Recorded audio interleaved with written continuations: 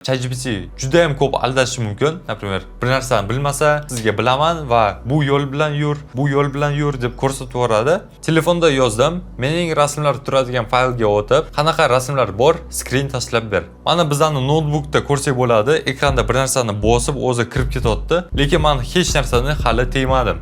Assalomu alaykum do'stlar.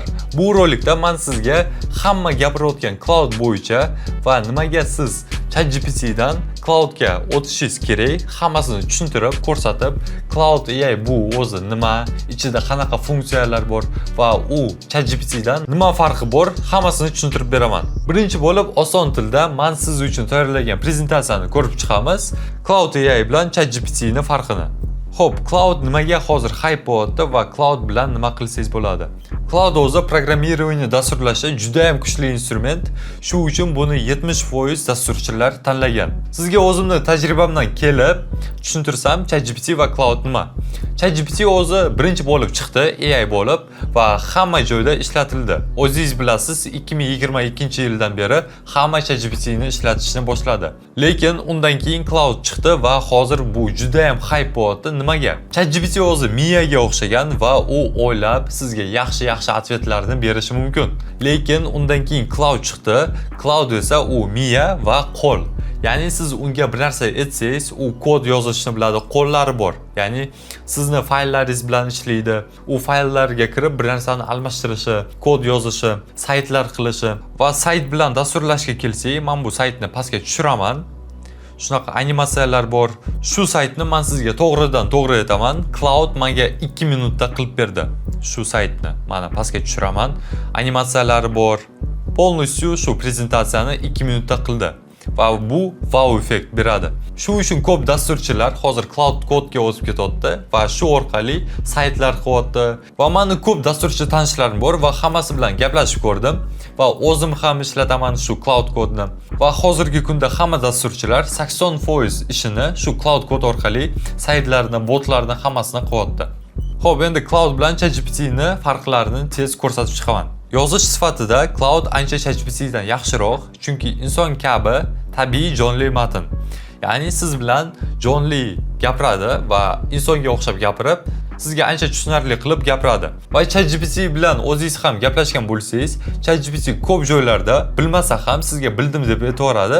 Cloudda unaqa yo'q. Ya'ni cloud sizga aniq gapiradi va bilmasa men bilmayman yoki ko'rish kerak. Kod yozishda o'zi gapirganimdek cloud ancha zo'rroq ChatGPT dan. Katta hujjatlar bilan ishlaganda cloudning esida juda ham ko'p narsa qoladi va ChatGPT bilan ko'p gaplashsangiz, uni esidan chiqib ketishi mumkin. Keyingisi bu rasm yaratish. Rasm yaratishda ChatGPT yaxshiroq, chunki u rasm yarata oladi. Cloud ko'proq texnik tomonlama yaxshi bo'lgani uchun u rasm qila olmaydi. Ovozli suhbatda ChatGPT yutadi, chunki u bilan gaplasha olasiz. Cloudda faqatgina ingliz tilida u mumkin. Integratsiyalar. Bu joyda cloudda minus bo'lib turibdi, lekin aslida men tajribamga ko'ra cloudda ancha zo'rroq integratsiyalar. Ya'ni ko'p AI'lar bilan, ko'p platformalar bilan yaxshi integratsiya qilsa bo'ladi. Uni hali ko'rsataman men sizga.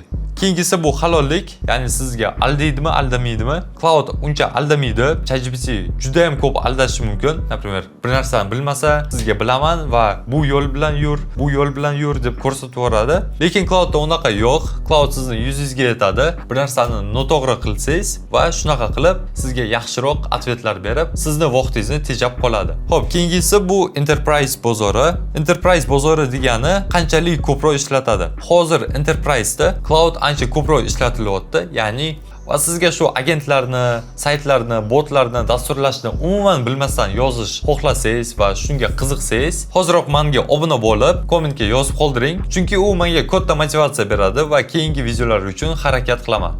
Oylik obuna narxiga kelganda ikkalasi ham $20 dan turadi. Xo'p do'stlar, xulosa qilamiz, kimga qaysi biri kerak? Qaysi biri eng zo'r, cloud yoki ChatGPT? O'zim haqimda aytganimda, men o'zim cloudni ishlataman va ChatGPT ni umuman yaxshi ko'rmayman. Nimaga? Chunki cloud ancha aqlliroq va ichida ko'proq funksiyalari bor. ChatGPT esa sizni aldashi mumkin va u sizning o'rningizga bir narsani qilib bera olmaydi. Siz esa ikkalasini ham sinab ko'ring. Videoning oxirida cloudga ham, ChatGPTga ham o'tib ko'ring va ikkalasiga bir xil zadachani bering. Ikkalasini javoblariga qarasangiz, ChatGPT sizga noaniq javoblarni berishi mumkin.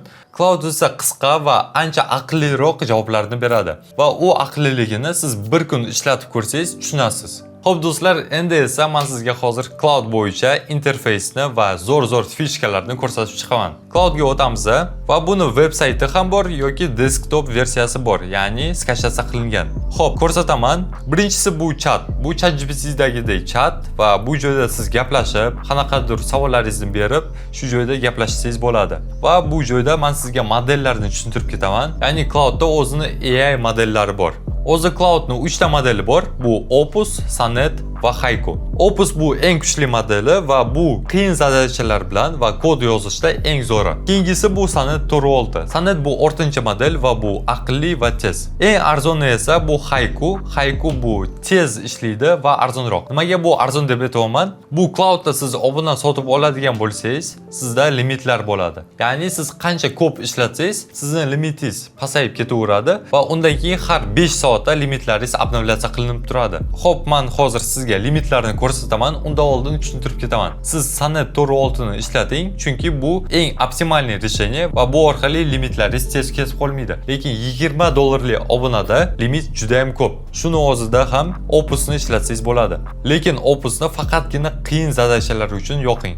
Limitlarni qayerda ko'rsa bo'ladi? Men bu joyda pastga bosib, settings ga o'tsangiz va usage ga o'tsangiz, men bu joyda limitlar turadi. Menda 21% ishlatilgan va ancha ko'p limitlarim hali qolgan. Bu 3 soat va 40 minutda obnovlyatsiya qilinib turadi, ya'ni 0 ga tushadi.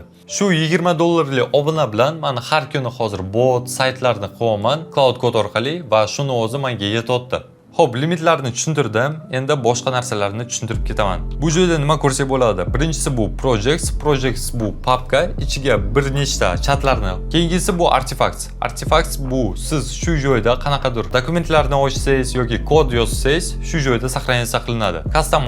Customize'da bu joyda skilllarni qilsa bo'ladi. Skills bu skilllar, ya'ni siz Cloud Code'ni bir narsaga o'rgatsangiz bo'ladi va shu o'rgatgan skilllarni ishlat deb aytsangiz, siz aytgan dokumentdagidek hammasini qiladi. Connectors bu konnektorlar, ya'ni siz o'zingizning Cloud Code'ingizni Gmail'ingizga ulasangiz bo'ladi va undan keyin shu Cloud'ni chatidan siz meni Gmail'imga kirib, meni neprочитанный сообщенияларым yoki birovga bir narsani yubor deb ayta olasiz. Va bu joyda juda ham ko'p konnektorlar bor. Notion, Hixiltga uladim va videolarni o'zi qilyapti o'zi. Gmail, Gamma prezentatsiya qilish uchun. Va men hozir buni hammasini batafsil aytsam, juda ham ko'p vaqt ketadi.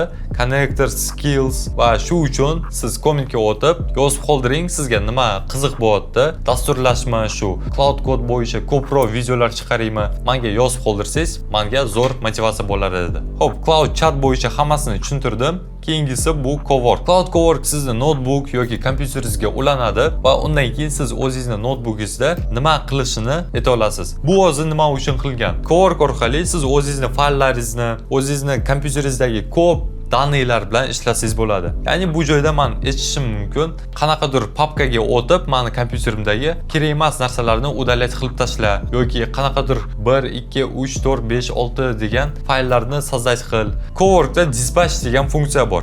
Va bu orqali siz o'zingizning kompyuteringizni telefon bilan ulasangiz bo'ladi. Va telefonda siz Cloudni yuklagan bo'lsangiz va bitta akkauntga kirgan bo'lsangiz, ikkalasini ulab, undan keyin telefonda kompyuteringizdagi narsalarga buyruq bersangiz bo'ladi. Ya'ni men sizga hozir ko'rsataman. Men o'zi ulab qo'yganman, dispatchni bosib, men hozir telefonda Cloudga kiraman va Cloud'dagi chap tarafdagi tugmani bosaman. Bu joyda dispatchni bosamiz. Shunaqa qilib dispatch chatga o'tamiz va bu joyda biza buyruq bersak bo'ladi. Ya'ni meni MacBook'imda hozir nima qilsak bo'ladi, hammasini bersak bo'ladi. Xo'p, hozir buyruq berib, men sizga ko'rsataman qanaqa ishlaydi. Telefonda yozdim, mening rasmlar turadigan faylga o'tib, qanaqa rasmlar bor, screen tashlab ber. Jo'natamiz. Va endi notebookga qaraymiz. Mana bizani notebookda ko'rsak bo'ladi, ekranda bir narsani bosib o'zi kirib ketyapti, lekin men hech narsani hali tegmadim. Bu Cloudga telefondan buyruq berdim va meni o'rnimga hammasini qilib beryapti. Mana bizani chatga men so'raganday screen tashlab berdi, qanaqa fayllar va qanaqa rasmlar bor deb. Shunaqa qilib siz notebookingizni o'zingiz bilan olib yurmasdan yoki uyda shunaqa qoldirib ketsangiz, o'zi kirib, o'zi hamma narsani qilib beradi. Telefondan upravlять qilsa bo'ladi. Например, nafaqat fayl, Telegram, любой приложениyaga kirib, birovga yoz yoki bir narsani qil deb aytsangiz, qiladi hammasini. Xo'p, Coworkni ko'rdik, endi keyingisi bu Cloud Code. Cloud Code eng qizig'i, chunki Cloud Code orqali juda ham ko'p narsa qilsa bo'ladi. Botlarni, saytlarni, avtomatizatsiya agentlarni va uni hammasini sotib yaxshi daromad qilsa bo'ladi. Lekin uni hammasini ishlatishni bilish kerak. Shu uchun agar sizga Cloud Code qiziq bo'lsa va u orqali ko'p narsa qilishni o'rganmoqchi bo'lsangiz, men sizga o'zimni Telegram kanalimni pastda qoldirib ketaman va u joyda men o'zimni bilimlarimni va yangi videolar chiqsa, shu joyda qo'yib boraman va mana Telegram va YouTube'imga obuna bo'lib qolish esingizdan chiqmasin.